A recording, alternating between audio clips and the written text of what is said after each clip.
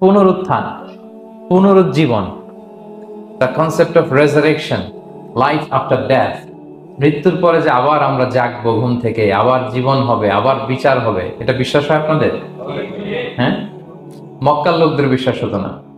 তারা অবাক হয়ে শুনতো রাসূল সাল্লাল্লাহু আলাইহি ওয়াসাল্লামের কাছ থেকে যে বলে কি আমরা মরে যাব, পচে যাব, গলে যাব, জীর্ণ শীর্ণ হয়ে যাব, আমাদের হাড্ডি খুঁজে পাওয়া যাবে না, অস্তিত্ব পাওয়া যাবে না, আবার আমরা নাকি জীবিত হব, আবার নাকি উঠবো, আবার বিচার, আবার কি কি বলে মুহাম্মদ। তারা মিলাতেই পারতো না এটা। পুনরুত্থান যেটা আসল শিক্ষা সূরা ইয়াসিনের, মানে মৃত্যু পরবর্তী জীবন, এটা মহাসত্য, এটা হবেই।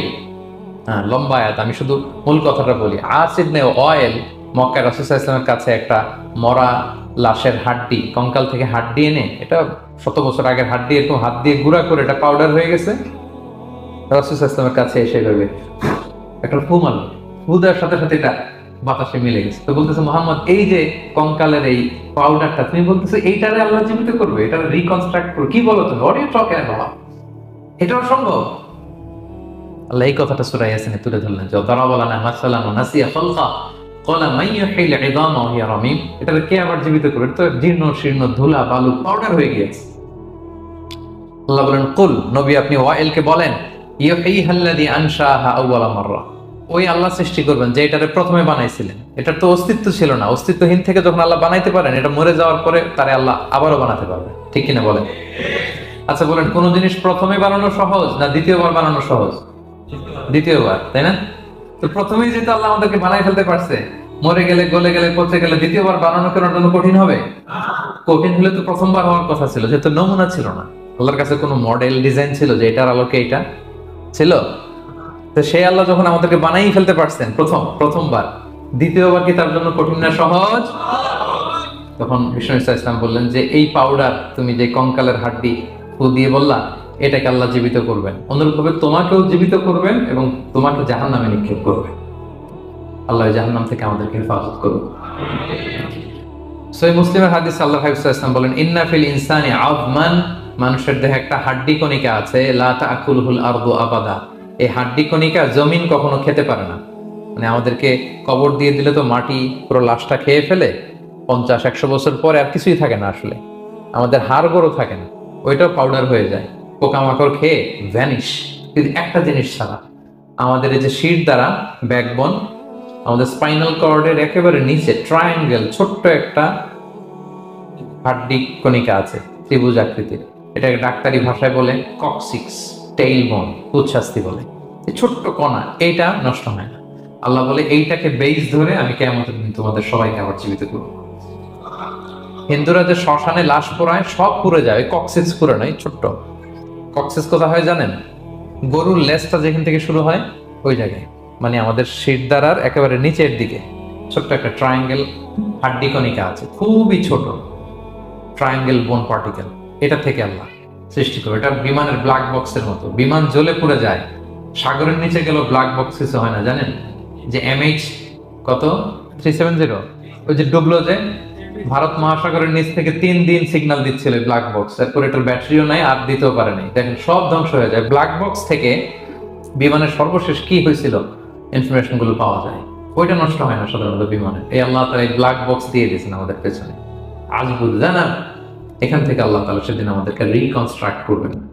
তাহলে এই সূরার সেন্ট্রাল থিম, মূল প্রতিপাদ্য বিষয় হচ্ছে পুনরুজ্জীবন বা পুনরুত্থান, মানে আবার যে আমরা পুনরায় উঠবো। বিশ্বাস হয় আপনাদের? হ্যাঁ, এটা কিন্তু মহাসত্য, বিশ্বাস রাখতে হবে আমাদের যে না, মরে গেলে সাময়িক দেখা যায় পচে যায়, কিন্তু আবার আমরা উঠবো। এবং এজন্যই মুমূর্ষু ব্যক্তির সামনে সূরা ইয়াসিন পড়তে বলা হয়েছে। আপনি যখন সূরা ইয়াসিন পড়বেন, তার সামনে কাইন্ড অফ আপনি তাকে বোঝাতে যাচ্ছেন যে আপনি প্রকৃতপক্ষে মারা যাচ্ছেন না, এটা আপনার জীবনের পূর্ণ সমাপ্তি নয়, বরং এটা এই নশ্বর দুনিয়া থেকে আপনার অস্তিত্বের সাময়িক একটা বিদায়। কেউ যে মারা যাচ্ছে, আমার দাদা, আমার বাবা মারা যাচ্ছে, আমরা বিদায় দিচ্ছি, আজীবন হারাই ফেললাম নাকি তারে আমরা? কি সে কি আজীবনের জন্য মিসিং? সাময়িক একটা বিদায়, একটা শর্ট ব্রেক, ওনার অস্তিত্বের এই নশ্বর দুনিয়া থেকে ওনার অস্তিত্বের সাময়িক একটা বিদায়। কিন্তু পরবর্তী দুনিয়ায় তিনি কিন্তু আবার অনন্ত জীবন লাভ করবেন। তার মানে শারীরিক একটা মৃত্যু হচ্ছে, তার রুহের কোনো মৃত্যু নেই, হয় আইলিনে নয় সিজ্জিনে, ঠিক কিনা বলেন? আমাদের রুহগুলো কিন্তু মরে না, এটা আল্লাহর অর্ডারে ঢুকেছে, আল্লাহর অর্ডারে বের হয়, হয় আইলিনে নয় সিজ্জিনে। বিশ্বাসীদের রূহগুলো ইল্লিনে থাকে, আমাদের রূহগুলো যেন সেখানে থাকে, আমরা আল্লাহর কাছে কামনা করি, আমরা পড়ি আমিন।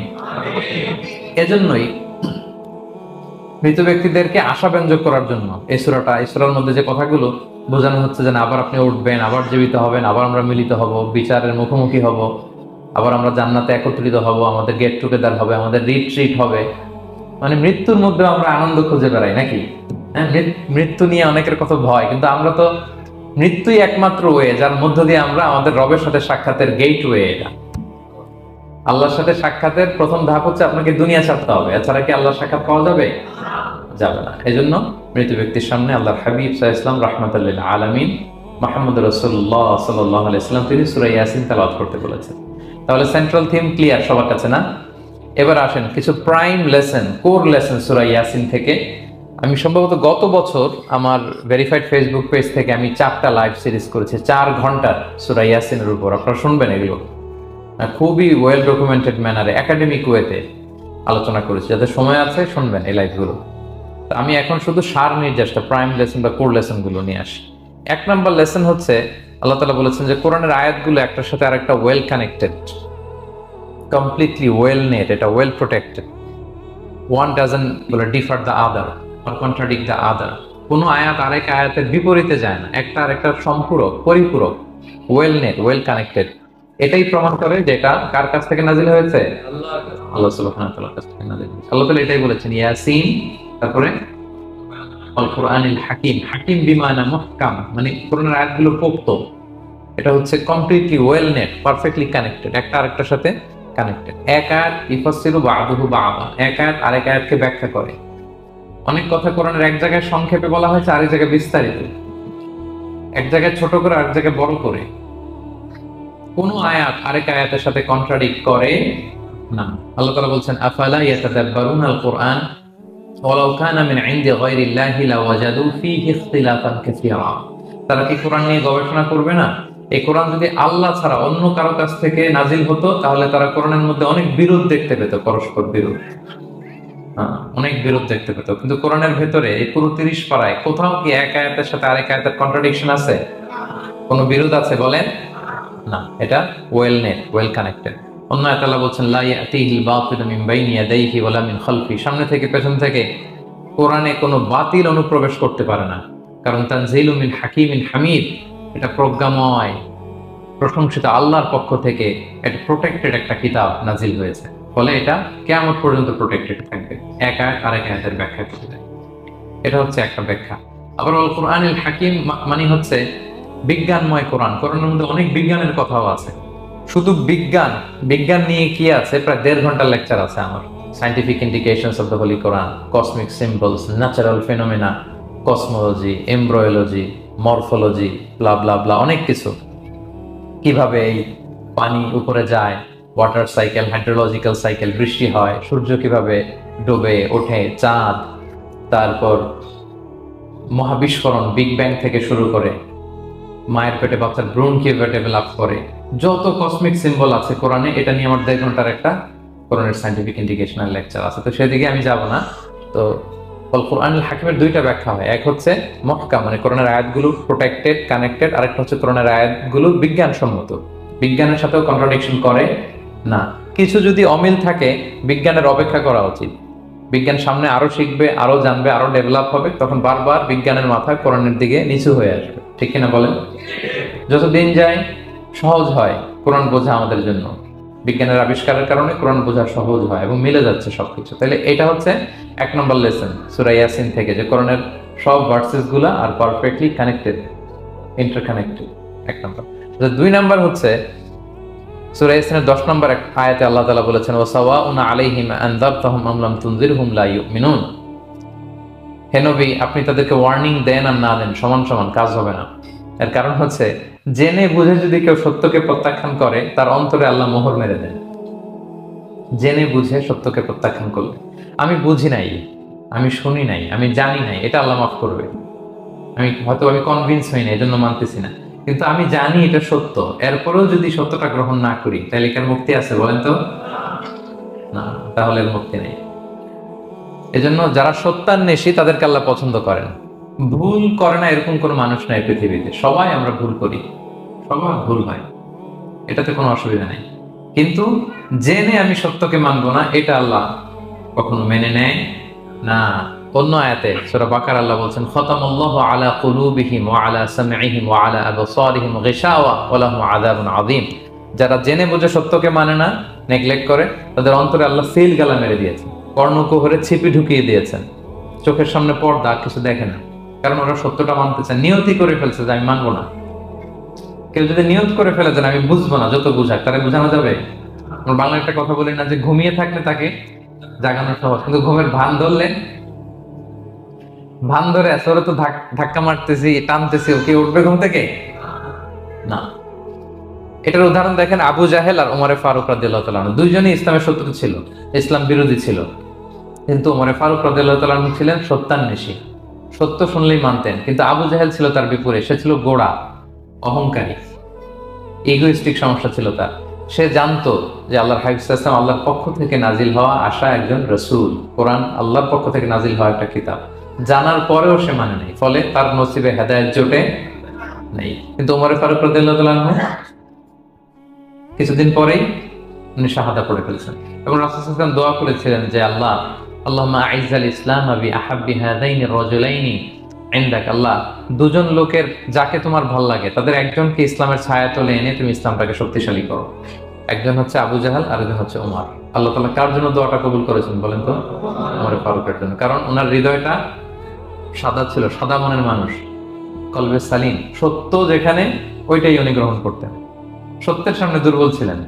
আর আবু জাহেল জেনে বুঝে সত্যকে প্রত্যাখ্যান করেছে।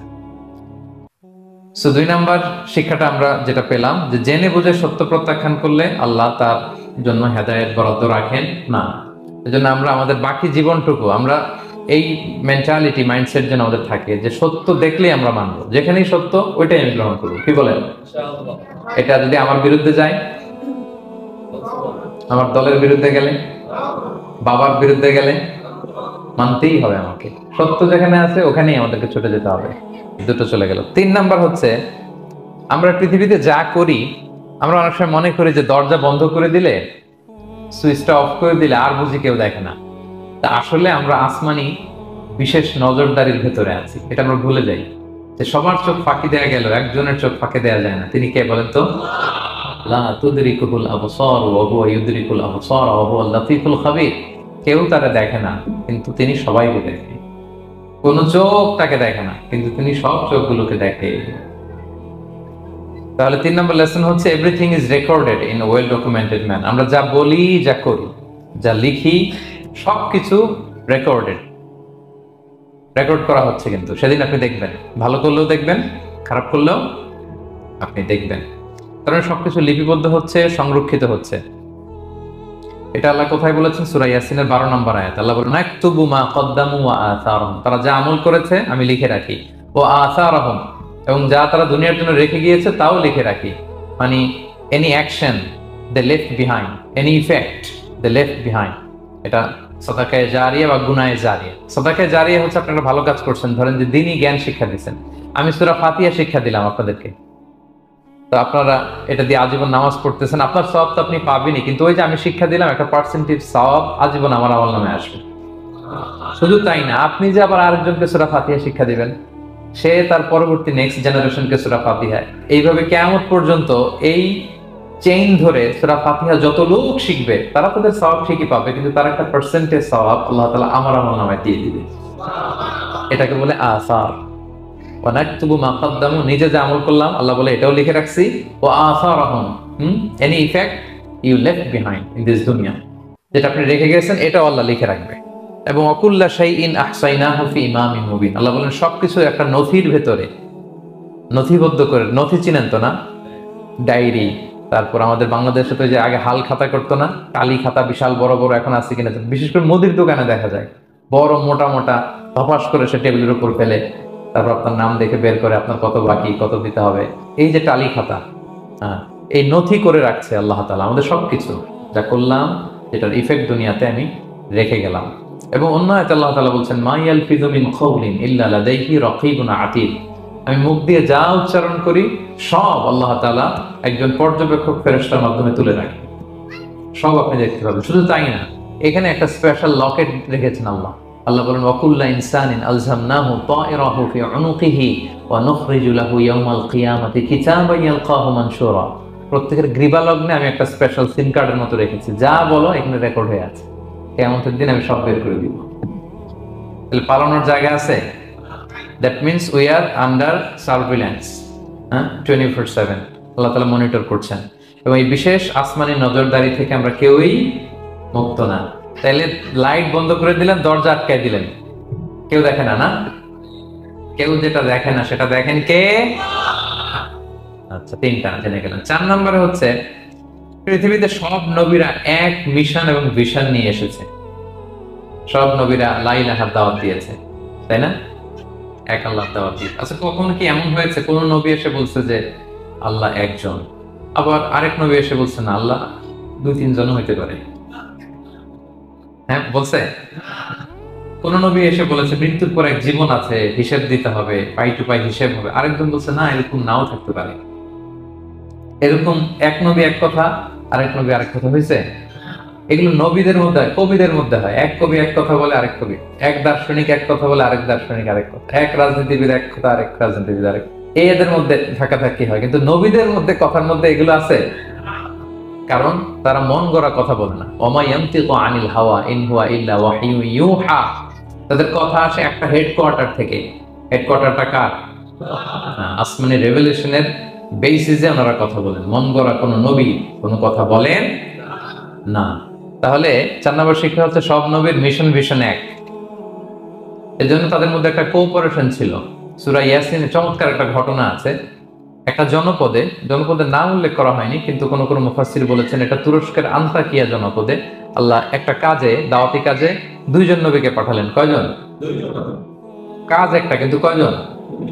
এরকম সাধারণত অন্য নবীদের ক্ষেত্রে হয় না, কোরআনে পাওয়া যায় না যে এক কাজে এক জায়গায় 2 নবী, এরকম হয় না। এক্সেপ্ট মুসা আলাইহিস সালাম, ওনার কথা বলার জড়তা ছিল, তো উনি আল্লাহকে বলেছেন আল্লাহ আমাকে যেই তাওরাত দিয়ে পাঠালেন আমি তো কথা ক্লিয়ারলি বলতে পারি না, জড়তা, মামলিং হয় আমার মুখে।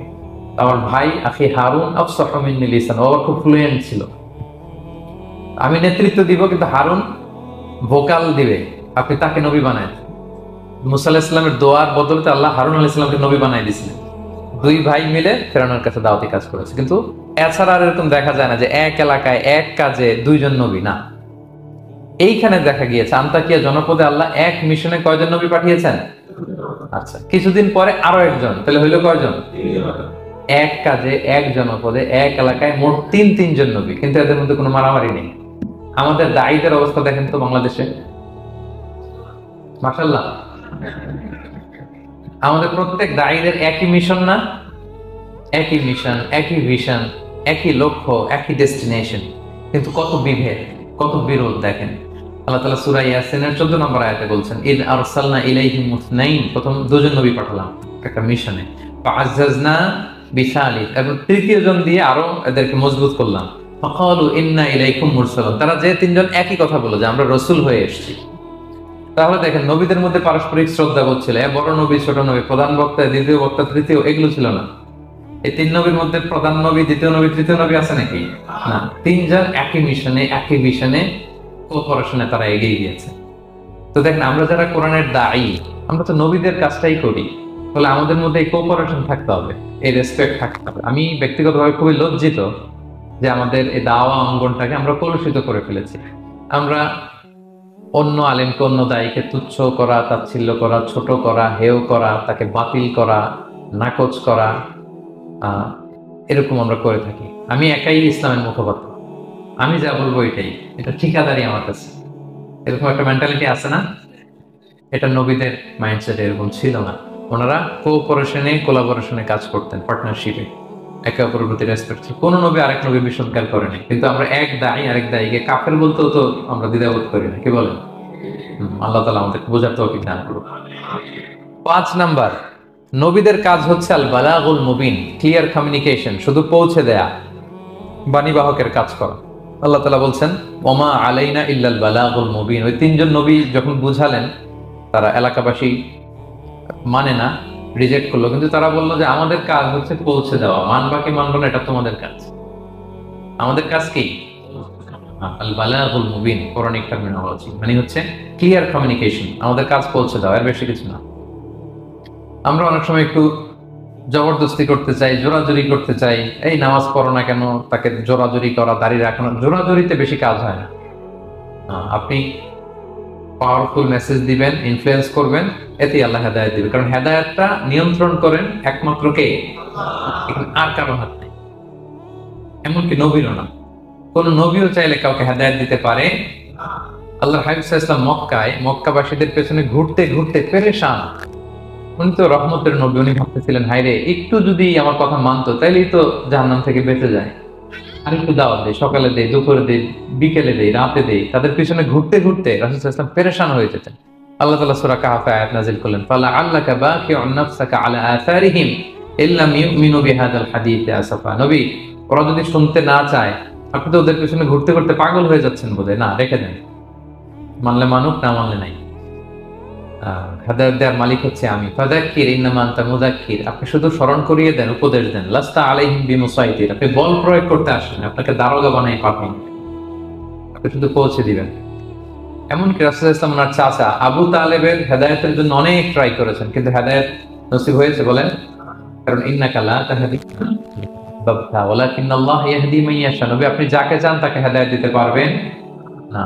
তাহলে আমাদের যারা দাঈ, আমাদের কাজ কি? পৌঁছে দেওয়া। বলেন তো কাজ কি? নাকি বল প্রয়োগ করা, জোরাজুরি করা? মাশাআল্লাহ। 7 নাম্বার লেসন হচ্ছে, এই পৃথিবীর সবকিছু আইন মানে কার? বলেন তো? আল্লাহ। ইচ্ছায় অনিচ্ছায় সবকিছু আল্লাহর আইন মানে, আমরা ছাড়া শুধু। আকাশ, জমিন, বাতাস, বৃষ্টি, মেঘমালা, পাহাড়, সাগর, নদী, সূর্য, চন্দ্র, সব আইন মানে কার? আল্লাহর আইন। সে কথা আল্লাহ বলছেন, ওয়াশ-শামসু তাজরি লিমুস্তাকাররিল লাহা, আমি সূর্যের জন্য একটা গতিপথ দিয়েছি, কক্ষপথ, অক্ষপথ, সে ওইদিকেই ঘুরে, ওরা ঘুরতে বলছে ও ঘুরে, এর কোনো ব্যত্যয় নাই। যালিকা তাকদীরুল আজিজিল আলিম, এটা আমি আল্লাহ ফিক্স করে দিয়েছি। ওয়াল কামারা কাদ্দারনাহু মানাজিলা হাত্তা আদা কাল উরজুনিল কাদিম, আর চাঁদকে আমি 30টা মঞ্জিল দিয়েছি। দেখবেন চাঁদ কিন্তু এক জায়গায় উদিত হয় না, 30 দিনে 30 জায়গায়, পুরো মাস ব্যাপী এদিক থেকে ওদিকে শুধু ঘুরে। এটা আল্লাহ ফিক্স করে দিয়েছে, এটা ওর বিধান। আমাদের জন্য কোরআন বিধান হিসেবে দিয়েছে, আমরা মানি না, কিন্তু প্রত্যেক প্রাণীর জন্য, সৃষ্টির জন্য যে বিধান আল্লাহ ফিক্স করেছেন ওরা ওইটাই মানে, এর একটু পরিমাণ দান ব্যয় করে না। সুবহানাল্লাহ, সুবহানাল্লাহ। সো জগতের সবকিছু আল্লাহর দেয়া বিধান মেনে চলে, কারণ গোটা জগৎটাই তো তার। গোটা জগৎটা কার বলেন? বলে আইনও চলবে তার, আমরা যেন আল্লাহর সবগুলো আইন মেনে চলি।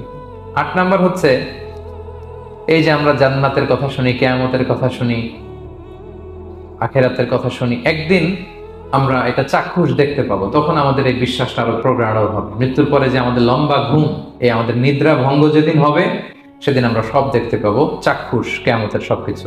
সেটা আল্লাহ তাআলা বলছেন, নুফিখা ফিস সূরি ফাইদা হুম মিনাল আজদাসি ইলা রাব্বিহিম ইয়ানসিলুন, ইসরাফিলের সিংহার ফুৎকারে সেদিন সব মানুষ জেগে উঠবে। আপনারা ইসরাফিল আলাইহিস সালামের নাম শুনেছেন? কে উনি? একজন ফেরেশতা, উনি বড় একটা সিংহায় ফুৎকার দিবেন।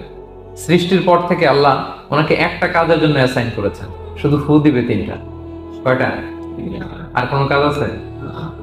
দ্যাটস ইট, শুধু 3টা ফু দিবে 3 বারে। ঠিক যে মুহূর্তে আপনারা এখন কথা শুনছেন, এই মুহূর্তে উনি ওই ট্রাম্পিট সিংহা নিয়ে আরশের দিকে তাকায় আছে, কখন আল্লাহর আদেশ আসে, 1 সেকেন্ডের জন্য দেরি না, চোখের পলক যাতে দেরি না হয়ে যায়, তাকিয়ে আছেন উনি। ফুৎকার দিবে তো কবর থেকে মানুষগুলো উঠবে, মিনহা খালাকনাকুম ওয়া ফিহা নুঈদুকুম ওয়া মিনহা নুখরিজুকুম তারাতান উখরা, এই কথাই আল্লাহ এই সূরাতে বলেছেন। তো মানুষ যখন উঠবে, কারো ঘুম হবে 50 বছর, কারো 500 বছর, কারো 5000 বছর, কারো 5 লক্ষ বছর। পৃথিবীতে প্রথম নিহত হয়েছে কে জানেন? হাবিল, আদম আলাইহিস সালামের ছেলে হাবিল পৃথিবীর প্রথম মারা গেছে। সে, তার ঘুমটা কত লম্বা বলেন তো? সে কত হাজার বছর, লক্ষ বছর বেচারা ঘুমাচ্ছে, হ্যাঁ, তার কবরে। এই সব সিংহার ফুৎকারে সব কবর থেকে উঠবে। ক্বালু ইয়া ওয়াইলানা মান বাআসানা মিন মারকাদিনা হাযা, কিরে কে ভাঙালো এই লম্বা ঘুমটা? সবাই তো ঘুমাচ্ছিলাম। হাযা মা ওয়া'আদার রহমান, ফেরেশতারা বলবে এইটাই সেই দিন যেটা বিশ্বাস করো নাই দুনিয়াতে। ওয়াজ নসিহত হইলে তো তোমরা মানতা না, বলতা এগুলো কিছু নাই। আজকে সেই দিন, সাদাকাল মুরসালুন, রাসূলরা সত্যই বলেছেন। ওই দিন মানুষ চাক্ষুষ কিয়ামতকে অবলোকন করবে। 9 নম্বর শিক্ষা হচ্ছে, তখন আল্লাহ তাআলা বিচার প্রতিষ্ঠিত করবেন, ওই বিচারে আল্লাহ কাউকে ঠকাবেন না। বলেন তো, আল্লাহর বিচারে কোনো পার্সিয়ালিটি আছে? কোনো ঘুষ দেওয়ার সিস্টেম, স্বজনপ্রীতি আছে না। এই কথা আল্লাহ বলেছেন সূরা ইয়াসিনের 54 নম্বর আয়াতে, ফালিয়াউমা লা তুযলামু নাফসুন শাই, কোনো জুলুম হবে না, ওয়া তুজজাউনা ইল্লা মা কুনতুম তা'মালুন, যে যা করেছো ওইটারই প্রতিদান পাবে। এমন না যে আপনি করছিলেন খুব ভালো কিন্তু আপনি পান নাই, এটা হবে না। যার যে রিওয়ার্ড পাওয়ার কথা ওইটাই পাবেন, কারণ আল্লাহ জুলুম করেন না। ওমা আনা বিযাল্লামিন লিল আবিদ, আল্লাহ বলে আমি আমার বান্দার প্রতি বিন্দু পরিমাণ জুলুম করি না। ওয়া নাদউল মাওয়াজিনাল কিসতা লিয়াউমিল কিয়ামা ফালা তুযলামু নাফসুন শাইআ, সেদিন আমি ন্যায় বিচারের মানদণ্ড স্থাপন করব, ওখানে একটা চুল ফেললেও এটা ওজন নাই। ফামান ইয়ামাল মিসকালা যাররাতিন খায়রান ইয়ারা ওয়া মান ইয়ামাল মিসকালা যাররাতিন শাররান ইয়ারা, অনুপরিমাণ ভালো করলে ভালো পাবেন। এই যে সে লিল্লাহি তাকবীর বলছে, সওয়াব হইছে না? সে ওই দিন আমলনামায় দেখবে, কি রে অমুক এক মাহফিলের মধ্যে আমি লিল্লাহি তাকবীর বলছিলাম, এইটার এতগুলা সওয়াব। তারপরে এই যে আপনারা আল্লাহু আকবার বলছেন, এতে সওয়াব হইছে না? এরকম ছোট্ট ছোট্ট প্রতি মুহূর্তে, একজন রাস্তা চেনে না, রাস্তা দেখাই দিলেন, একজন একটা ভালো উপদেশ দিলেন, এইভাবে ছোট্ট ছোট্ট যত ভালো কাজ সব পাবেন, ছোট্ট ছোট্ট খারাপ কাজ সব সেদিন পাবেন, কোনো জুলুম হবে না। কাউকে মন্দ উপনামে ডেকো না, মন্দ উপনামে ডেকো না, মানে কাউকে একটা বিশেষ নাম দিও না, তার নামটা সুন্দরভাবে ডাকো। নাম বিকৃতি করা কবিরা গুনাহ। নাম, আপনি বলুন হুজুর এটা একটা কথা হইলো, নাম বিকৃতি করছি তো কি হয়েছে? এটা আপনার কাছে সমস্যা নাই। ধরেন যে ওই লোকের নাম আব্দুল্লাহ, আপনার কাছে আব্দুল্লাহ এটা সিম্পল, ধুর আব্দুল্লাহ একটা কিছু হইলো, কিন্তু যার নাম আব্দুল্লাহ তার কাছে এটা অনেক দামি। তার কাছে কি? কারণ এটা তার পরিচয় বহন করে। ধরেন যে আমার নাম কি মিজান, আপনার কাছে মনে হয় আরে মিজান একটা নাম হইলো, আমার কাছে তো এটা অনেক গুরুত্বপূর্ণ, কারণ এটা আমার পরিচয় বহন করে। এই নামে মানুষ আমাকে ডাকে, ফলে এটা আমার খুব আদরের, আমার কাছে বড্ড যত্নের, দরদের নামটা। আপনার কাছে নাও হইতে পারে। মানুষ প্রত্যেকে তার নিজের নামকে খুব পছন্দ করে। দেখবেন যে মানুষ কাগজ পেলে নিজের নামটা লেখে, সিগনেচার দেয় একটা, দেখবেন দেয়। এরপর দেখবেন যে সি বিচে ঘুরতে গেলে বালুর মধ্যে নিজের নামটা লিখে, দেখবেন লিখে। শুধু তাই না, লিখে আবার একটা লাভ আঁকে, লাভ চারদিকে আঁকে। কেন আঁকে? কারণ এই নামটা সে পছন্দ করে অনেক, এটা তার কাছে গুরুত্বপূর্ণ, আপনার কাছে নাও হতে পারে। এজন্য প্রত্যেকের নামটা তার কাছে খুব আদরের, যত্নের। তার নামটা আপনি সুন্দরভাবে বলবেন, নাম আপনি বিকৃত করতে পারবেন না। এটা কি গুনাহ? সগীরা, কবিরা গুনাহ। এটা আমরা সমাজে করি, নাম বিকৃত করি না, নাম বিকৃত করা যাবে না। ওয়ালা তানাবাযু বিল আলক, মন্দ নামে ডেকো না। আমাদের সমাজে এটা আছে, দেখবেন যে বাবা মা সুন্দর নাম রেখেছে আবু বকর, ওকে ডাকে বকইরা, আছে না এরকম? তারপর নাম রেখেছে ধরেন আব্দুল কুদ্দুস, ওকে ডাকে,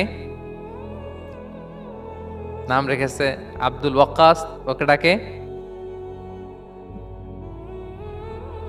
এই বিকৃতি আপনি করতে পারবেন?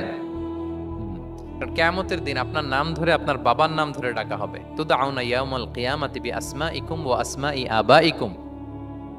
কিয়ামতের দিন তোমার নাম, তোমার বাবার নাম, যখন আপনাকে ডাকবে ফেরেশতারা, আপনার নাম এবং আপনার বাবার নাম ধরে ডাকা হবে। এজন্য রাসূল সাল্লাল্লাহু আলাইহি ওয়াসাল্লাম বলেন, ফা আহসিনু আসমাক, তোমাদের নামগুলো সুন্দর রেখো, নাহলে সেই দিন ডাকবে বল্টুর ছেলে কল্টু দাঁড়াও, তখন এই কোটি কোটি মানুষের সামনে আপনি এই নাম নিয়ে দাঁড়াবেন আর লজ্জায় পড়বেন। আর যদি বলে আব্দুর রহমানের ছেলে আব্দুল্লাহ, আসো, কত সুন্দর। নামগুলো ভালো আলেম দিয়ে ক্রস চেক করে, কনসালটেশন করে এরপরে রাখবেন। আর কাউকে মন্দ নামে কখনো ডাকা যাবে না। তার বংশের কোনো খারাপ কিছু দিয়ে তাকে ডাকা যাবে না। ধরেন একজনের বাবা ছিল চোর, কিন্তু তার সন্তান সে সৎ মানুষ হইতে পারে না। এখন বাবার কথা কি আপনি চোরের পোলা বলে ডাকতে পারবেন না? আপনি ডাকবেন না, বলতে পারবেন না, কারণ সে তো ভালো। তাহলে নাম বিকৃত করা, মন্দ উপনামে ডাকা, এটা কবিরা গুনাহ। এটা আমরা কখনো করব?